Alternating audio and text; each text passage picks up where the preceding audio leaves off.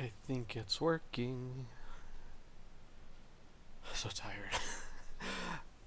This episode of the Unwashed Asses is brought to you, as always, by patreon.com/0and09. If you dig what I do here, and it's kind of just here right now, head over to patreon.com/0and09. Pitch in a buck or two. All I ask, $1 a month. Keeps this show going, keeps other shows that I might be involved with going, projects, stuff in general I'm working on. A schmeckel, some geld, a ruble, euros, whatever. Throw it all in my face. I'll take it and open my mouth like a little. Fuck it, we know what this show is, like a little slut. So head on over there, pitch in your money, help make this thing keep coming. Can't talk. And of course, by Podcast Awards, podcastawards.com. The Unwashed Asses is up for an award in the mature category. So, this is the last day to get in and nominate. Head on over to podcastawards.com. I'm talking to you, live viewers. Register your email. Go ahead and nominate the Unwashed Asses in the mature category. Last day to get it done. Let's get an award on this show and on the network.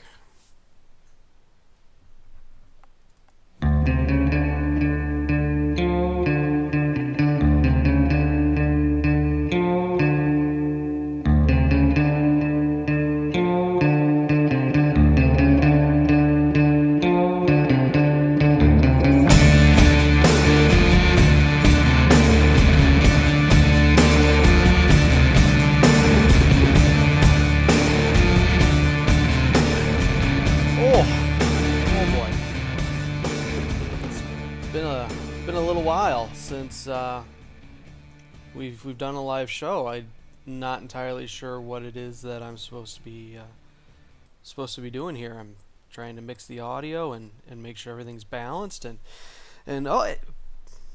what's going on? What are we doing here? It's Monday night. What happened to the Thursday morning gig?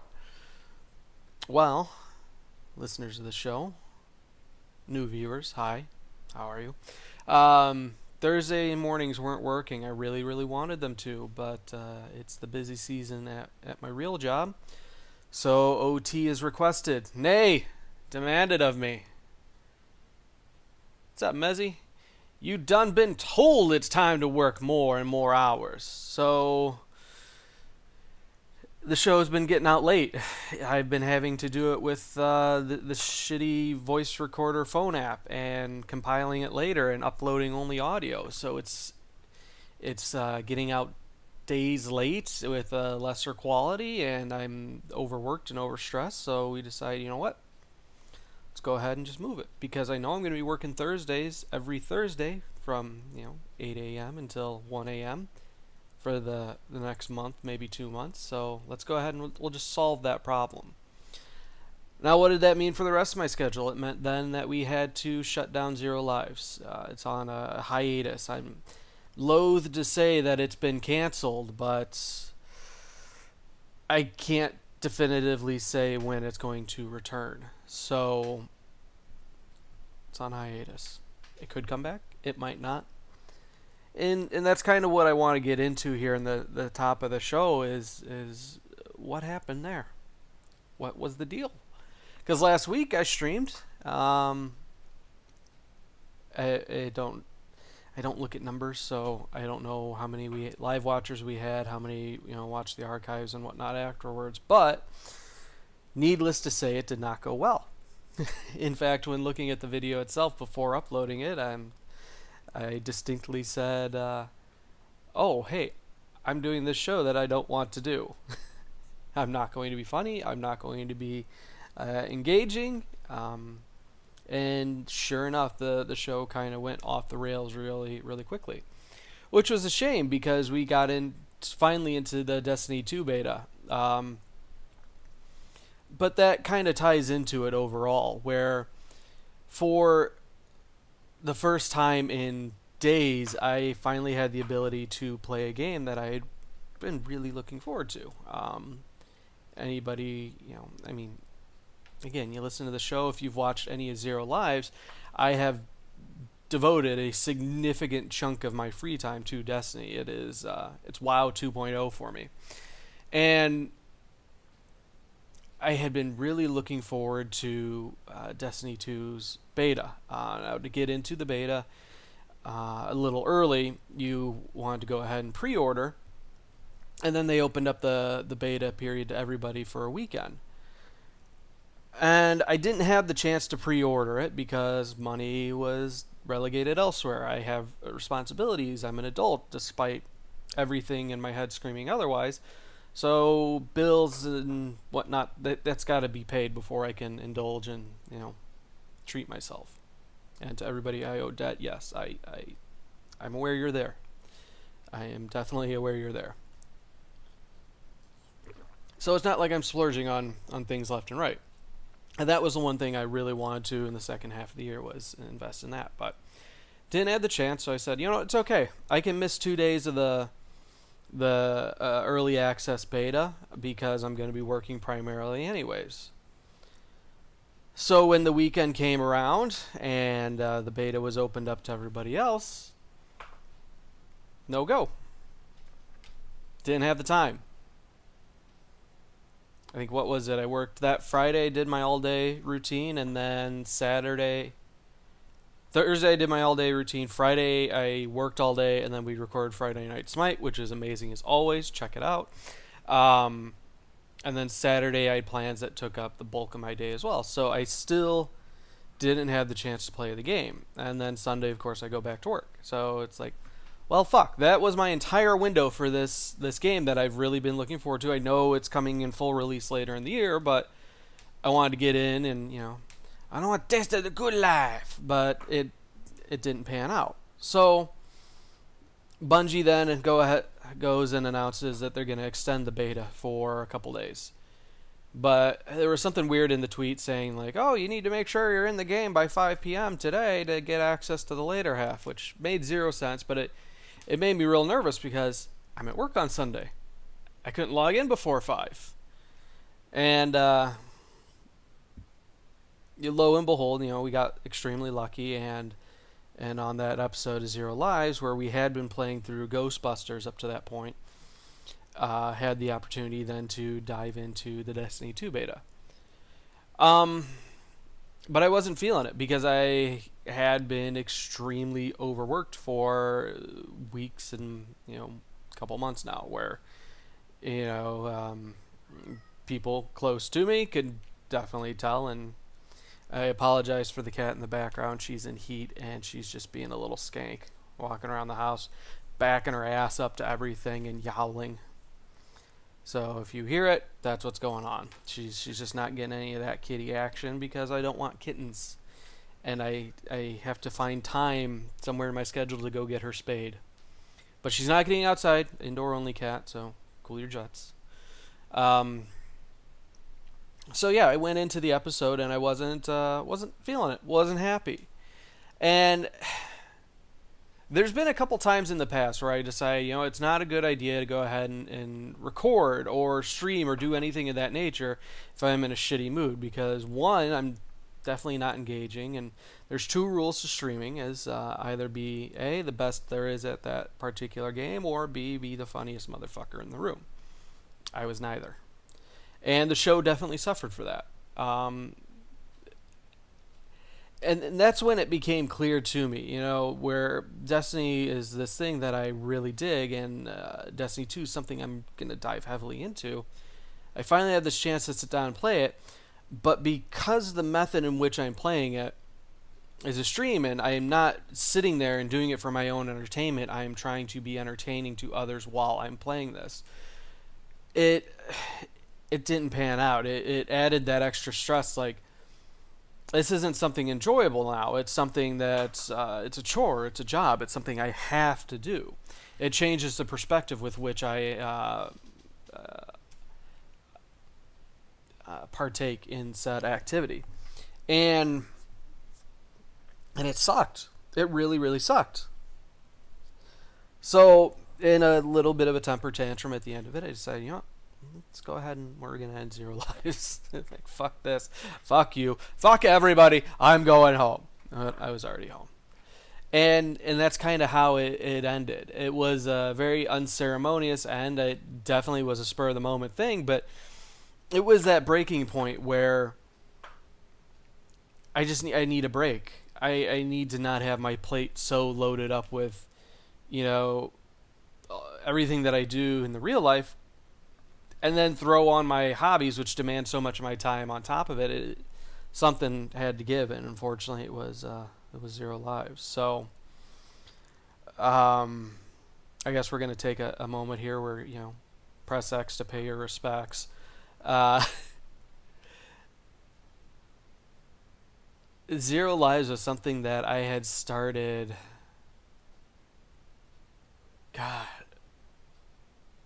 I'd have to look at the YouTube, but it was at least 3, 4 years ago we started doing that, and the show has grown tremendously since then. Where um, I first started with Dead Space 3, and wasn't even streaming because I didn't have the internet connection. I didn't have the hardware for it.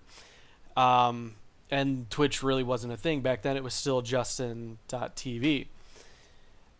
um, so I was recording it with Fraps, not doing any audio, not doing any camera work, just straight up gameplay, and then editing it together in Windows Movie Maker, and then spending 12, 15 hours uploading it because I had a 1 meg up speed. And it was bad. And that's when like Woody first started providing the feedback, like, "Oh, you should talk during this," and it definitely, because that's what everybody does now. They have the game going. They have their own little picture in the bottom right hand corner of the screen, which I'm pointing to on mine, but you can't see, especially if you're on audio. And then just rolling commentary. And so Dead Space 3 was the first one for that, where I still didn't have the webcam set up. I don't like doing the webcam now even. Because honestly, how entertaining is it to watch and to sit and watch me go like, I fucked that up, or I'm sitting there watching something. I'm not comically engaged with you, where I can tweak my nipples, or grab a cat off screen and pull them up, or pull down the hidden flask. I don't have those props available to me. It's just me and a controller, and I never understood that when it came to the streaming culture. But I digress. So then we move into things like Amnesia, The Dark Descent, and from there is a big hiatus. Had a pretty big shakeup in my life, but came back to it years later, maybe a year later, but then started slowly edging back into it, where I'm like, oh, well, I really like podcasts, I really like playing games. Let's go ahead and try to smash these two things together in the most unappealing way possible, where I'm going to try and split my attention to where, I can kind of put my brain on autopilot while I'm playing a game, and then pick a really serious and involved topic and elaborate and discuss it by myself. And at the time, I was going through several serious bouts of depression, and it was a thing of, let's go ahead and try to bond and educate people and be a decent human being, and it doesn't work. It doesn't work. One, I'm not that person.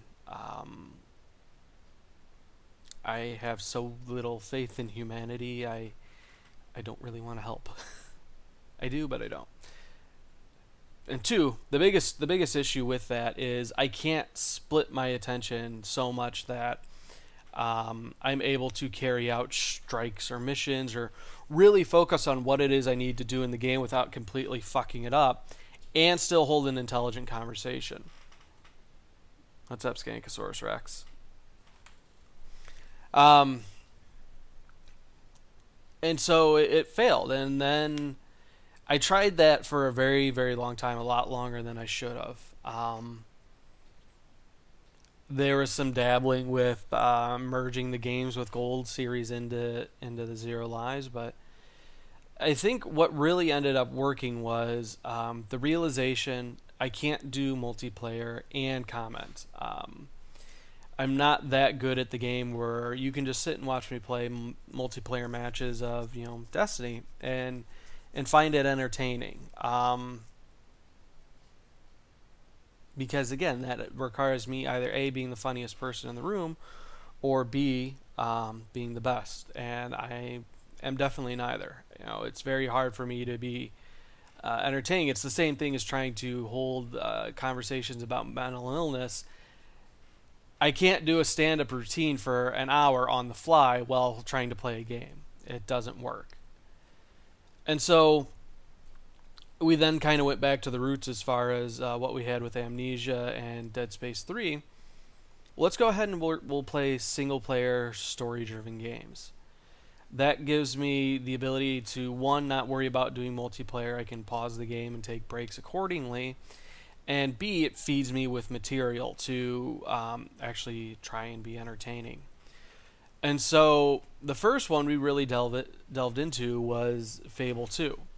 And that was the birth of the War Chicken. And it took, God, what was it? It was like 8 or 9 weeks to get through that game. And I'll be honest, I looked forward to it. I'm like, oh yeah, I totally dig coming up every Monday night and continuing this adventure where it was decided you don't break characters, stick inside the War Chicken and play through the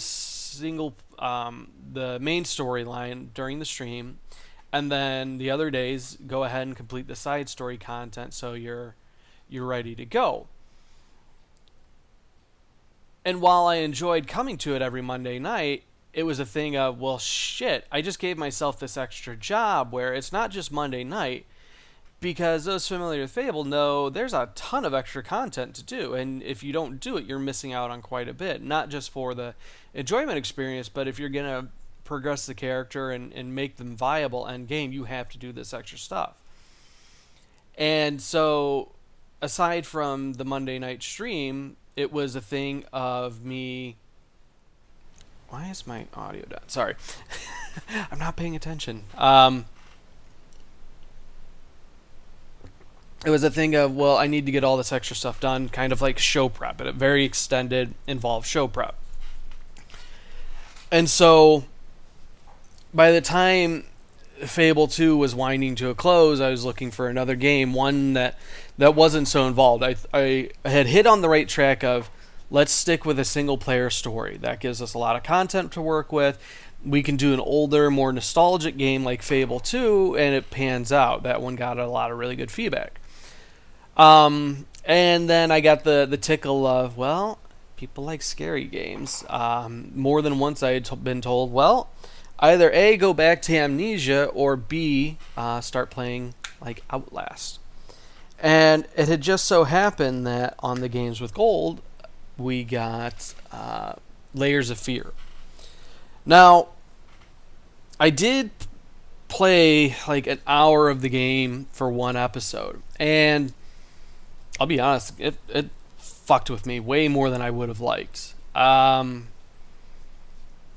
for whatever reason, it's the way they're designed. I don't do the first person exploratory, you can't fight back horror games where it's just filled with nothing but jump scares. They drive me up a wall, they get way too inside my head, and simple things like you're sitting in a room and out in the hallway you hear footsteps and all of a sudden your door's rattling. It just freaks the ever-loving fuck out of me. It could be 1 o'clock in the afternoon, broad daylight, sunny skies, the cats are napping around me, and I am so involved and wrapped up in what's going on in the game that it destroys me. In fact, I deleted them, but you could have caught the archives where I tried going back into Layers of Fear, and I said, you know what, fuck this, I can't do it. I cannot play this game. I tried, and I couldn't. And that was... I was disappointed in myself because, one, it's just a game. I should be able to step outside of it and work through it and provide the entertainment. And two, everybody fucking loved it, where it's like, oh, you're scared shitless. Yes, great for you, terrible for me. And the decision was, if I'm not going to enjoy doing the show, there's no point in me doing it. So I had to shelve that one. It's still installed on my Xbox. I hate myself. Like, I should be able to play it. I should be able to get past it, but I can't. I can't get past that mental block. So as a way of like a palate cleanser, it's like, oh well, let's go ahead and we'll keep in the vein of scary-ish games, but something I can definitely handle, and went ahead and fired up the Ghostbusters video game from 2009. So again, we go straight into we have very rich story content, almost overwhelmingly so, because it was written by Harold Ramis and Dan Aykroyd, had all the original cast, so it's Ghostbusters firing on all cylinders, and I can't compete with that comedic genius. It was just like, oh, okay, we're not going to Mystery Science Theater 3000 this. It's just, oh, haha, that was funny, or I'm going to put in a dumb voice here or there, but I'm definitely not the draw here. And so we were really, really close to finishing that one up. It's only like 1 or 2 weeks away from being done, but Destiny 2 came out, and I said, you know what, let's go ahead, and it's my only chance. We'll play it. And I had reached that breaking point where, as much as I want to continue doing the show, it's not feasible, at least not in this point in time. If more folks head over to patreon.com/0109 and pitch in a buck a month, then we can maybe go back and pick the show back up. But as it stands, it doesn't pay the bills, so I can't devote the time that I want to it. And that's a shitty reason, but when you're an adult, you got to do adult things, and sometimes it's strangling your own children in a tub, metaphorically speaking, because they're shows and not real children, which you love and hold tight.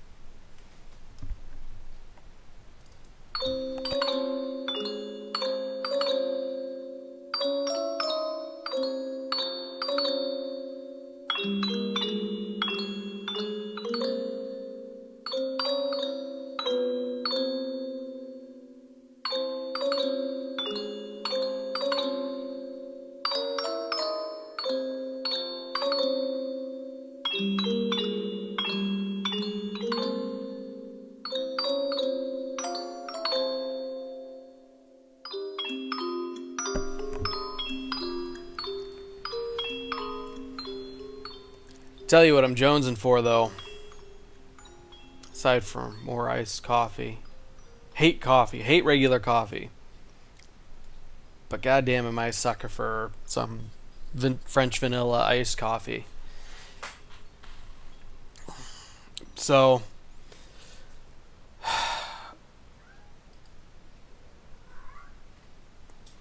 yes, everybody can hear you. You're horny. I get it. There's nothing I can do. I took away Dexter's balls. He has no idea what to do to help you. Yeah. I know. It's awful. So, you ever get those moments where you feel just like a dumb fuck? Like, you're sitting in a room and you're hit with the overwhelming reality that I might be the dumbest motherfucker in this room. I can't contribute anything meaningful to an actual legit conversation. Be it work or an intellectual breakdown on the overcharged political climate right now, or even an in-depth analysis and breakdown of something like the football game. We'll go as low as that. You ever get those moments where you're sitting there hoping, sweet Jesus fuck, I hope nobody really asks me what I'm thinking or hopes for any type of real valuable input, because I'm not going to be able to provide it. I am legit dumb as a rock.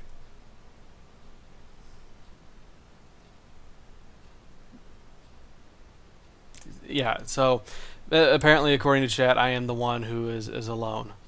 I'm alone in that. And And that's okay, I guess. I will continue to drool. You guys are the ones who are sitting there watching me drool. So I don't know what that says.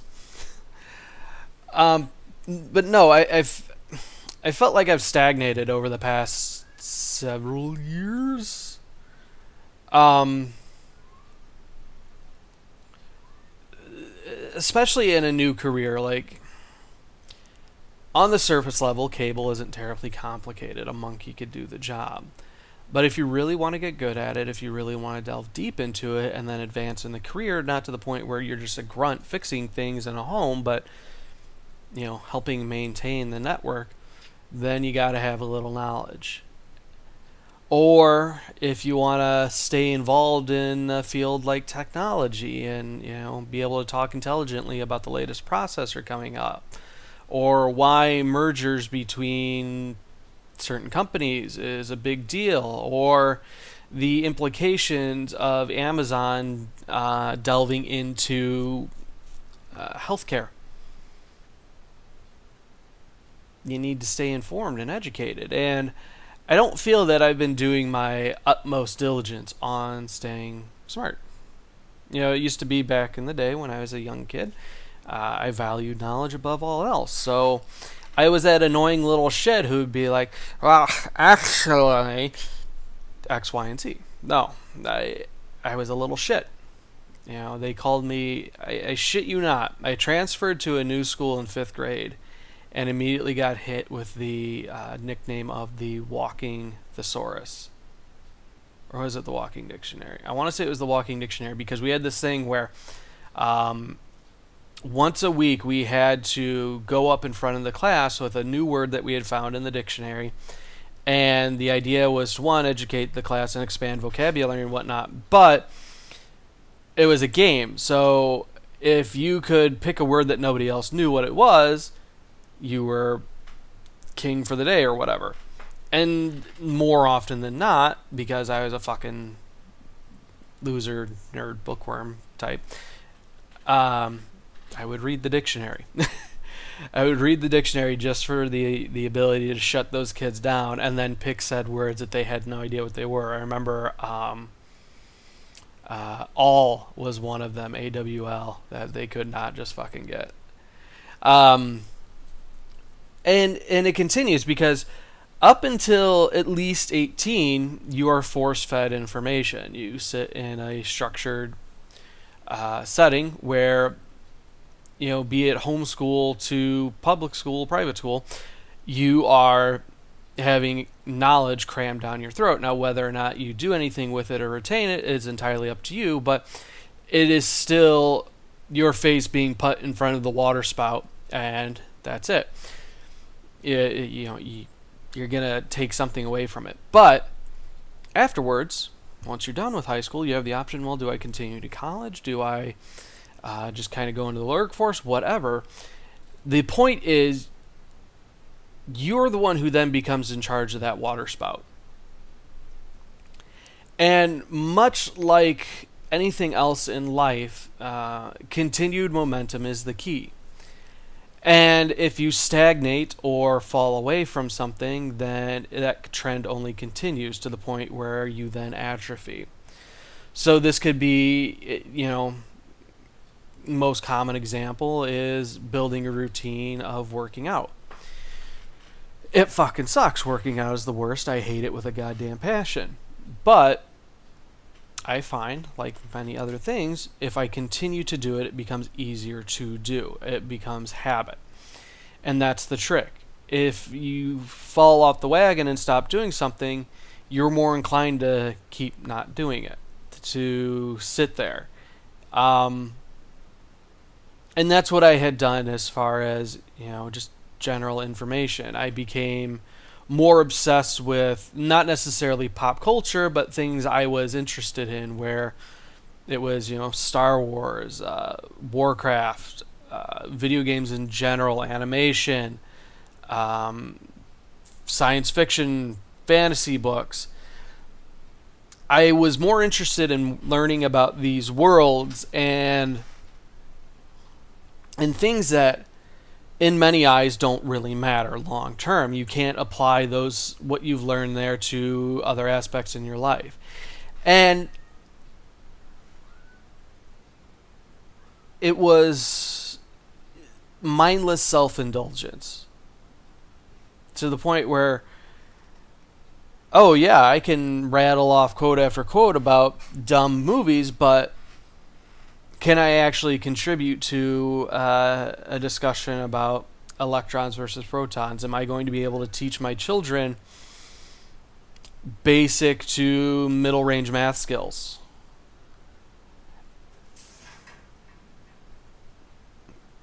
Not so much, because those skills had atrophied. And diving into a new career where everybody else has been doing it for a few years, it makes you feel dumb, even though you're supposed to be you're the older one. Age doesn't have much bearing in actual experience. So folks that are 5-7 years younger than me, I'm still learning from, and it is a humbling experience to say the least, in the sense that I feel that I still have this innate reaction that I'm older, I should know more. And it's embarrassing and frustrating, and I hate it. So now that they've offered up classes for essentially cable guy school, yes, I've delved in and I'm learning a great deal, but that got me to thinking that I hadn't necessarily stopped learning.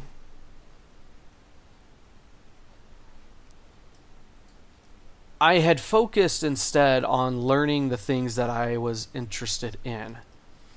Instead of having those general education studies crammed down my throat, I now had the ability to put a water filter on that spigot and distill out all the things I wasn't interested in and focus then on only the things I wanted. And it was consuming a lot of media. Video games, comics, books, movies, shows. But those skills, or those mediums and stories, we're still teaching. I was still learning. I was picking up on patterns without actively paying attention to what I was doing. So these were the things of, telling a story, learning how to write dialogue, figuring out how to not be such a social outcast and fake my way to confidence that now is a legit thing. To the point where, can help found a writers group that keeps going to this day. Write and publish short stories that had always been a goal. Learn how to work with different software to put together several different shows a week and put them out, and create websites, manage said websites, push out content, and generally overall what I hope to do is entertain. And so I still have this guilt that I'm never going to be a great physicist. I'm never going to crack the code on some mathematical equation that changes the world. I'm never going to go into space and bang green-skinned women or destroy a planet or do something of great socio-economic or exploratory nature that will cement me in human history. The best I can do is craft stories that are worth retelling.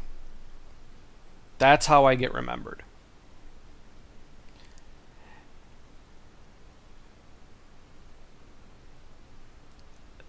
So it's not necessarily that I'm not learning, but it's a matter of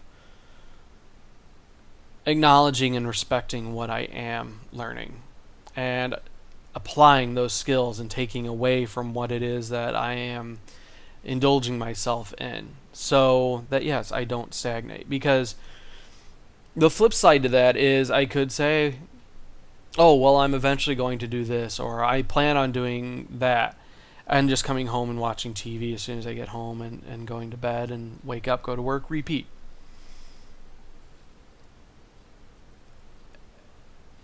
Will that ever happen? I highly doubt it. I don't want it to happen. But I'm still hit with that crippling anxiety that, like, please don't ask me anything meaningful because I can't talk intelligently about it.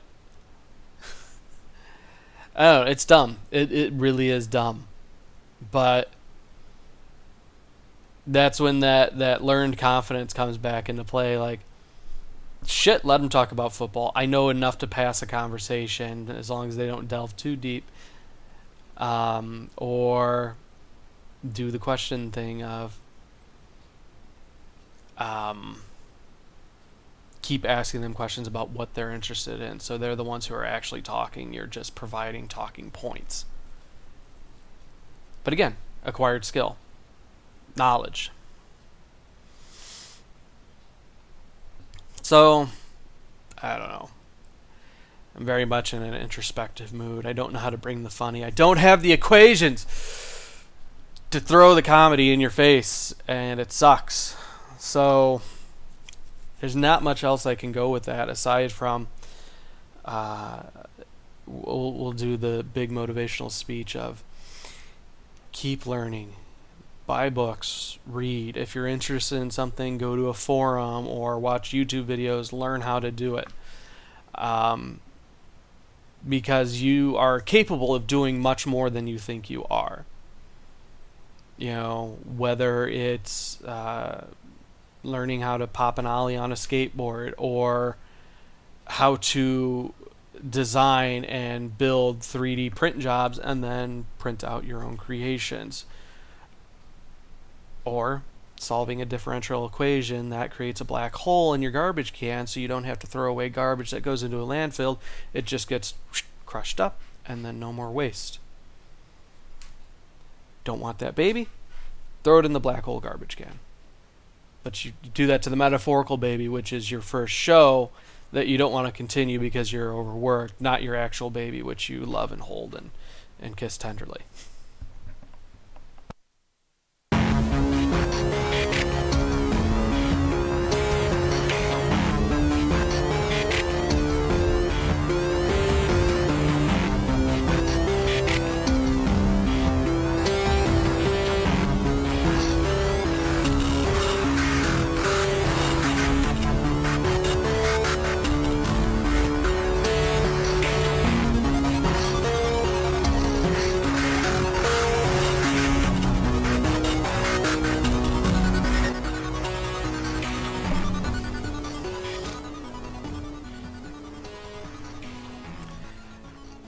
And I don't know. I mean, somebody in the chat here, math, physics, and green skin ladies are overrated anyway. I don't know.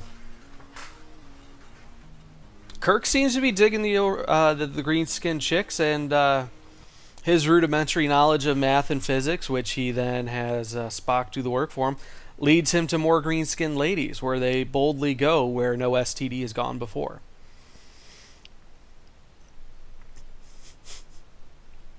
So, I don't have a good segue for the next subject here. I'm not even sure because I have a whole list of like shit I want to talk about. So I don't know here. But maybe we'll let, now that we actually have an active chat room, and maybe this will be a good thing, is moving it to Monday nights where I'm not reliant on the people who either work a different shift or they're home for the day or they're unemployed to catch my show on a Thursday morning at 9. You know, Monday night might actually work out a lot better.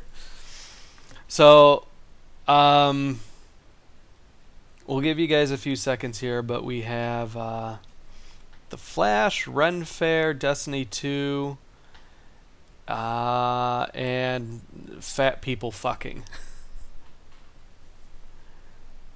So let me go ahead and put this in the chat. This is terrible for the audio listeners.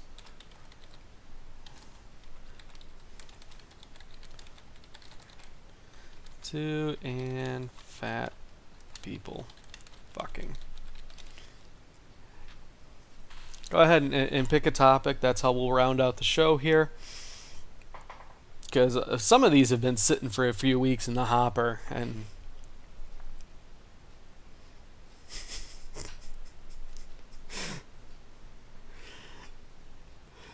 it's okay if you resemble the last one. I know you've been working at it.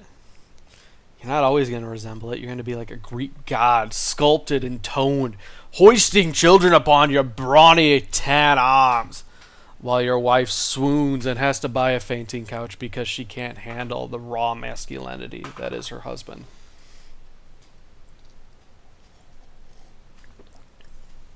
Okay, so Flash. Looks like it's going to be Flash. I don't believe in guilty pleasures. If you're into something, there should be no shame about being into it. A few of my guilty pleasures, quote unquote guilty pleasures, would include Katy Perry, Lady Gaga, some questionable anime. It might involve ladyboys and tentacles. But there is no guarantee of a life or world beyond this one. In the grand cosmic scheme of things, you and I mean fuck all. We're not going to come back as some higher being or another animal. If we do, there's no guarantee of it. It could very well happen. That's open for debate. I'm not going to get into it. Instead, what I focus on is the immediate, the now, where the one thing we know that we have right now is this life. So you need to embrace it and give it your all and make the most of what you have. Be this spending as much time with your children because that's what brings you joy, making a shitload of money, playing a ton of video games, or listening to pop songs that don't necessarily fall into what the target demographic is. Now, one of said guilty pleasures for me then would be The Flash. Now, when I first started getting into superheroes as a kid, The Flash was one of my first favorites. There was just something about the design with the red suit and the yellow boots and the running real fast and the costume popping out of his ring that I really dug. Even more so Reverse Flash. Just for whatever reason, it clicked with me. Now, DC arguably has been fucking things up with their move into movies. Now, that being said, they've kind of hit it out of the park as far as their shows are concerned. Mostly the animated stuff is top notch. It follows the comics very closely, which with the New 52 reboot that happened several years ago panned out very, very well. If only they would learn and adopt that and put it in their movies. I digress. So, the one front that they did seem to have a lot of success with is their slew of shows that launched onto the CW. What did it start with? Arrow, and then we got The Flash, then Legends of Tomorrow, and then Supergirl. Supergirl was CBS, I think, and now they're bringing her back over to CW. So, the problem with any show debuting on the CW, and again, this coming from a guy who was totally into Everwood. Holy shit, was that my jam my freshman year of college. It's filled with a lot of that sappy teen drama stuff, where, does he like me? Did she notice me? I wear a V-neck t-shirt that's cut way too tight and my hair is always perfectly coiffed. And I come from a lower income household, but now I'm living on the right side of the tracks and there's this social strata that I have to worry about blending in with, and all of our problems could be solved if we just talk to one another. That's a CW show in a nutshell. Unfortunately, it carried over into their superhero shows, where the Arrow, the entire first season, is half that and half flashbacks to him back on that godforsaken island that stretched way longer than it should have. I understand it built a backstory and gave the ability to craft further plot points and stories out of it, but you drug it out for, well, I know it went past the first season. I couldn't even make it through that. And so The Flash suffers from the same issues. I don't know how recently, because I just reactivated Netflix, but I know they added season 3 up on there. And I already watched the first 2. And so I was hoping, season 3 kind of going to pan things out. Now, I'm going to preface this with big old spoiler warning. If you've not seen season 3 of The Flash, or you're keen on watching it and not being spoiled, go away. Just stop playing the episode. It's gonna go right to the end here. We're gonna get into it hard and deep. So, season 2 ended off with Barry Allen going back in time to stop Reverse Flash from killing his mom. Now, my big gripe with a lot of The Flash is its tropey points. The biggest is kind of what I talked about earlier, with everything can be resolved by people talking to one another. The Flash's biggest problem is nobody tells anybody anything. They always think, well, I can solve this problem on my own, or this group of other adults might not like me if they find out this one minor character flaw. Something happens, they're like, shit, Cisco, don't tell anybody this. And Cisco's then torn up with guilt. He wants to stay true to his friend, but he knows he's got to tell everybody else. And it gets drug out for 3 to 4 episodes, and eventually it blows up into this big thing.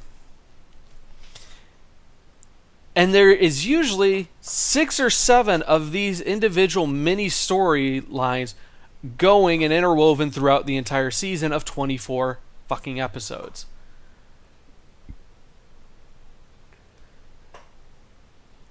To the point where if they just got together and said, okay, Friday meeting, Barry brought croissants, Cisco brought coffee, Caitlin brought the ice. What's everybody been up to? Like an AA meeting, like, no, don't hold it back, everybody out. Because then they can oh, well, Caitlin is turning into Killer Frost and she's going to murder all of us. Why don't we design some technology to take care of this?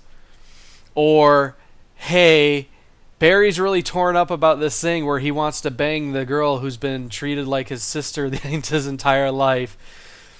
So he's going to keep trying to rewrite history or make awkward advances at her. Just everybody out with it. Get it all out of your system. We're going to come up with a solution, because we come up with solutions on the fly for a guy who weighs 105 pounds soaking wet to take out a giant talking shark or a giant telepathic gorilla. We can work through this high school teenage bullshit. But they never do. They never, ever do. It's always,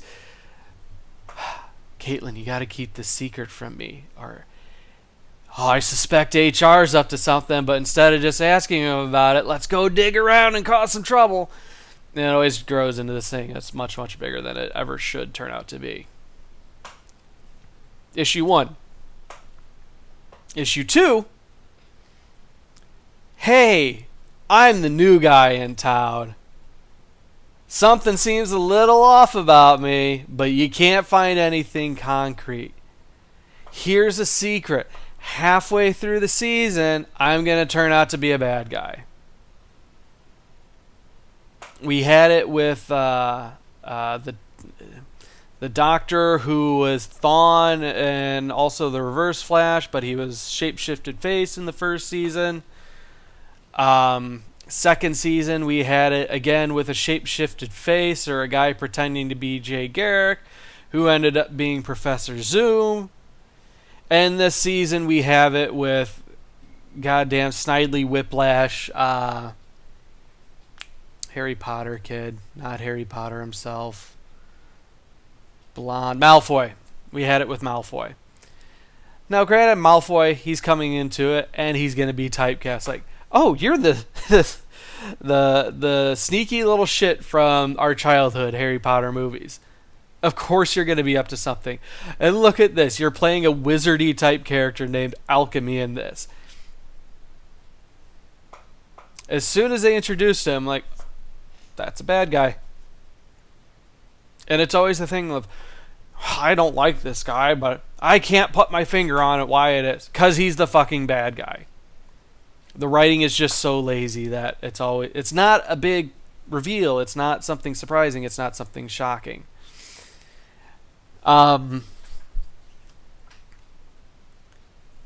Issue 3. Why does the bad guy, the big bad, always have to be another speedster? Why? Can we not... Flash, admittedly, doesn't have the strongest rogues gallery. But he has enough of a rogues gallery, or you can borrow from other DC heroes. Or, shocking, let's try this idea. Create a new one. Come up with some new big bad that doesn't run as fast as Barry, to where the entire plot for the season turns down to, he runs faster than me. I've got to find a way to get faster so I can beat him. And issue 4. Time travel. Now, in the comics, the Flash has a contraption called the treadmill of time, or the time treadmill, something to that effect, where he runs really fast on a treadmill and goes back in time. Barry, for whatever reason, thinks that all of his problems can be solved by going back in time. He's mostly fixated on wanting to save his mother from being murdered by Reverse Flash. Now, for anybody that's a fan of time travel movies or has been paying attention whatsoever in the Flash season 1 and 2, Barry's been screamed at repeatedly, don't fuck with the timeline. And it always plays out like I'm going to do it. Barry, don't do it. I'm going to do it. Barry, seriously, don't do it. I'm going to do it. Barry, I changed the timeline. You did what? And they don't know because he changed the timeline. It is so frustrating because then he has to spend half a season trying to fix the damage that he caused, to the point where it was so satisfying, and it shouldn't have been satisfying. I know they wrote it to be tragic and heartbreaking and pulling at the heartstrings, but it was satisfying to see Barry kind of get his comeuppance, wherein he has to tell Reverse Flash, hey, so here's the thing. I fucked up just a little bit. Just a smidge. Just a little bit. I need you to kill my mom. I knew it was coming, but it was so satisfying. It's like, Barry, this is what you get for fucking with time over and over and over again. Now you would think, telling your greatest arch nemesis, hey, because I fucked up, I need you to travel back in time and kill my mother, the primary driving force for why I am a hero. I need you to kill her. You would think that would be the ultimate lesson, where he's like, you know what, I'm done. I learned my lesson. I'm not traveling through time again. He doesn't. Motherfucker looks at it like, well, as long as I don't travel in the past, I'm okay.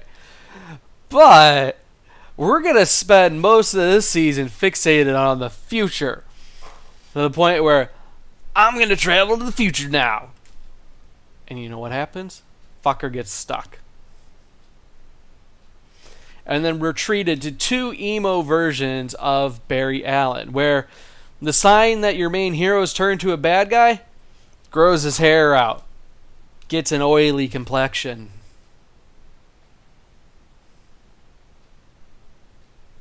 Didn't we learn this lesson with Sam Raimi's third Spider-Man, where Tobey Maguire starts donning the black suit and pulls his hair down, covering an eye, and he's doing shitty salsa dancing?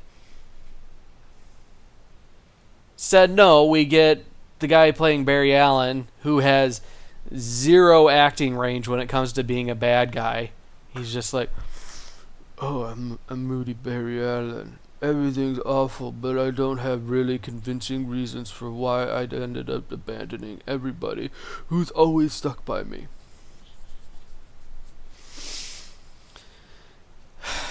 Dude's a great singer. The musical episode was wonderful. I hate musicals, but I very much enjoyed that episode. It definitely turned me on to the possibility of watching Supergirl because she was fantastic in it. But aside from that, dude's got 0 fucking range. I can see why they cast somebody else in the Justice League and essentially the Flash for the movie universe. Because if you've seen him, I can't remember his name, but he was in Fantastic Beasts, and you see how he's even acting in these trailers, that guy's he's got range all across the board. He's going to be a fantastic Flash. This Barry Allen, he's white bread. Nothing special to him. Skinny white guy, hair a little longer on the top than it is on the sides. Decent singer, not much else. I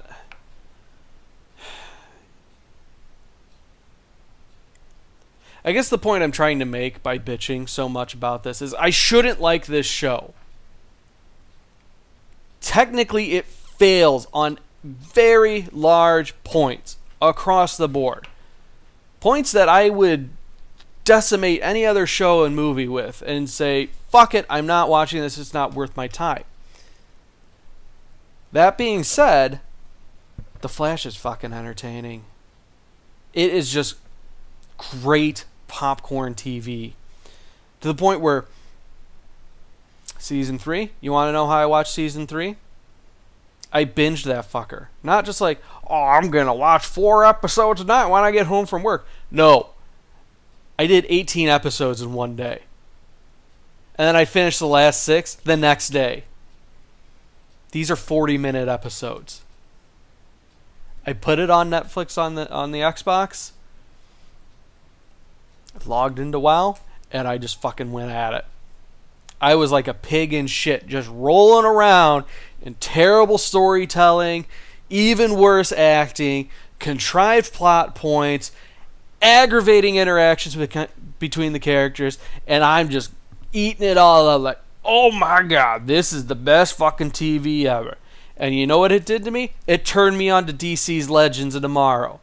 A show that has even worse acting, even more annoying plot points. It feels like a very shitty, like, if we're saying Guardians of the Galaxy is like, what's a really high-end ritzy store? I don't know because I'm a piece of trash. We'll say like Guardians of the Galaxy is the Louis Vuitton of superhero, science fiction, space-ish movies. DC's Legends of Tomorrow, it's like a 7-Eleven. It's nowhere near as good, but I'm loving it. There's something about it that draws me in. It's like, I'm a terrible show, but that's okay. You can watch me. We'll have a good time. It'll be our little secret. But I don't get it. Why is it that I can get... Oh, I realized it. So, the reason I couldn't get into Arrow is the same reason I don't dig the DC movies. It's the opposite reason for why I enjoy The Flash in DC's Legends of Tomorrow. It takes itself far too seriously for what it is. It's the biggest reason Marvel movies have succeeded is that they're self-aware. They're able to poke fun. They're able to have fun. Arrow is a brooding, rich white guy who shoots arrows. The most impractical superhero out there. I don't know if they've done it in the show yet, but heads up, he's got a boxing glove arrow because he wants to punch people far away from him. Comics, he's terrific, especially in Injustice series. But it's a modern day Robin Hood. It doesn't really work because, again, it's Batman with arrows. Way less cool. So, The Flash and Legends of Tomorrow, they don't take themselves nearly as seriously. Yes, there are serious points, but it is mixed up with levity, where there are musical episodes or comedy-based episodes. There's always a bit of humor to lighten the mood and bring things back around. And it works. It works. And Legends of Tomorrow does the exact same thing, where you have the two main characters, Michael and Lincoln from Prison Break, playing Captain Cold and essentially Fire Gun Guy. Guess what happens? Fire Gun Guy, played by Dominic Purcell, ends up in prison. Who's got to do a prison break? His partner, Captain Cold, who played Michael, the brother. And it's like they fully embrace and roll into this thing of, it's not my first prison break. I'm like, oh my, holy shit, they're doing Prison Break, but it's very tongue-in-cheek. I enjoy it.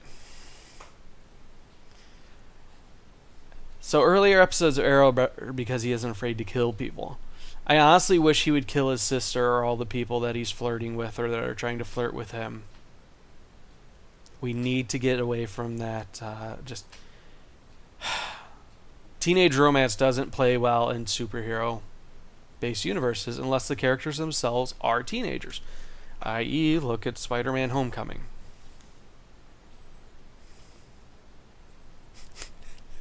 What was weird? So Mezzy brings up another good point here. Arrow versus Modern Crixus was weird. Yes. Because Crixus, I can't look at any role he does. He's a fantastic actor, but after watching Spartacus and seeing the guy's wiener, it's the first thing that pops in my head whenever I see him in a show. It's like, oh, it's that guy. I've seen his wiener. It just totally derails whatever role he's doing. Like, he did some MTV show about being a wizard. And it's like, oh, hey, I've seen his wiener. Same thing in Arrow. I'm sitting there watching it with somebody who's really into Arrow. They're trying to get me into the series. And it's like, I've seen his wiener. Would you like to see his wiener? I can pull it up. It's in one of these episodes. We can look at his wiener together. Oh.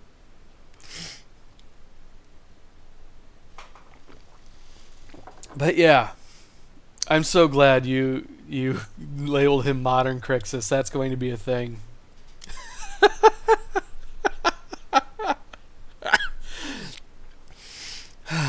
But yeah, so I mean, again, I should hate The Flash for what it is. It's a terrible show. It is, by all intents and purposes, a god-awful show. But you know what? I'm going to be around for Season 4 when they meet some new character who ends up betraying them, all while they're keeping several secrets from one another that threaten to tear apart the team, while Barry fights a new guy who's faster than him that forces him to travel back in time and fuck with the timeline, possibly ruining his relationship with his weird half-sister's pseudo-adopted situation. I'm going to watch it and I'm going to love every second.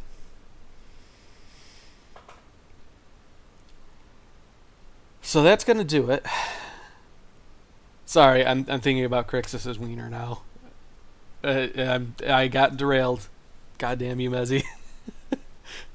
Crixus Slade wiener. So write the show. The Unwashedasses at gmail.com, the Unwashedasses at gmail.com, or on Twitter at unwashed_asses. Let me know whose wieners you've seen that completely distracts you in a show. Was it Harry Potter's wiener when he did that stage play about a guy who loves a horse? Was it the Green Goblin's wiener in the movie, what was it, Antichrist?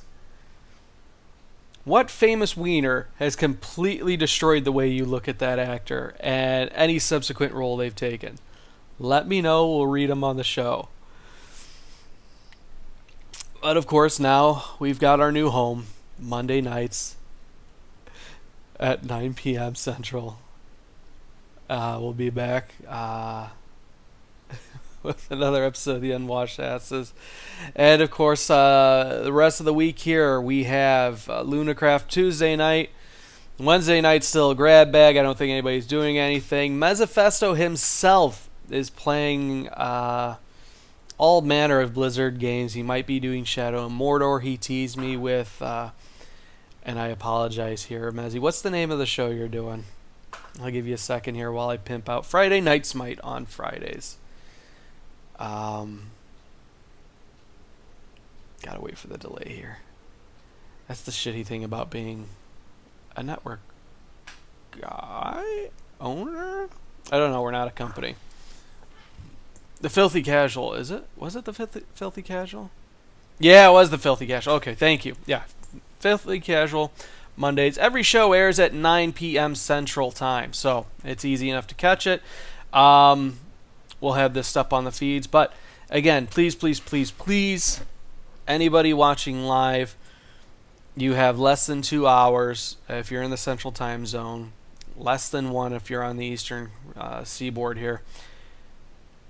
Head on over to podcastawards.com, register your email, and go ahead, vote the Unwashed Asses in the mature category. I want an award. I want to be able to go up to a podium and spout my bullshit to a live captive audience and then bring it home, put it on my mantelpiece, and then show it to my son and say, you too can spout bullshit to internet strangers and be awarded for it. But that's going to do it for now. I should have things ready here, but I don't because I'm not used to doing it live. We will talk to you guys next week. Bye.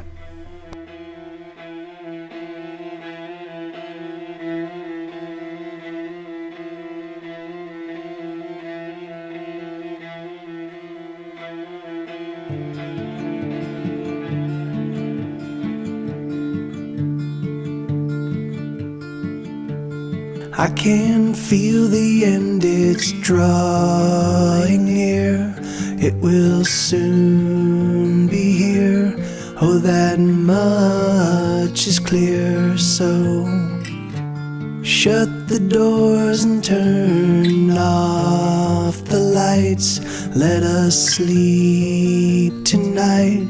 Let us huddle in the dark. Oh, my lover, you are beautiful, but that beauty comes at such a price. And I know that you'll soon disappear, like the dark and the night.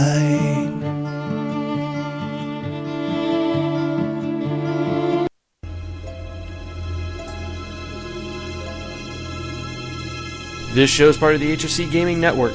Get more at horrorofcasitis.com.